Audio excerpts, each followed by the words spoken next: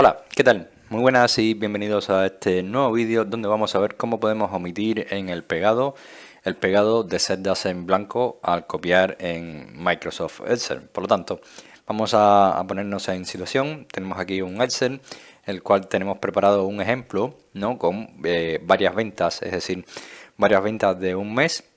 Supongamos que estas son las ventas del mes de enero y estas son las ventas del mes de febrero.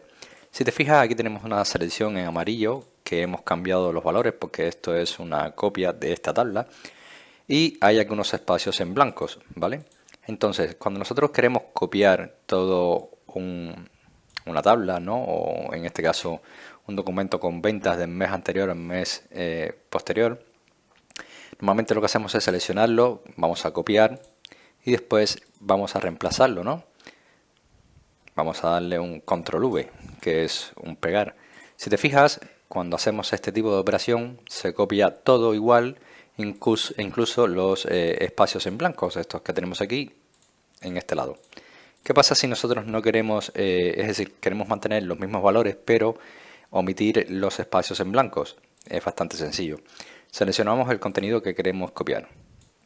Le damos un control C para copiar y después vamos al contenido que queremos reemplazar, pero que omita los espacios en blancos. Por lo tanto, hacemos un clic derecho, nos vamos a pegado especial, hacemos un clic aquí y después cuando se despliega esta opción haremos otro clic en pegado especial.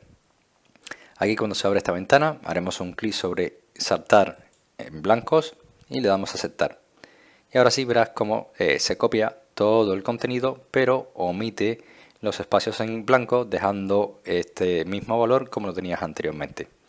Así de sencillo es omitir el pegado de celdas en blanco en Microsoft Excel. Espero que este vídeo te haya gustado, te haya ayudado. Si es así, como siempre te digo, te invito a que me dejes tu like, suscríbete a nuestro canal y por supuesto nos vemos en un siguiente vídeo.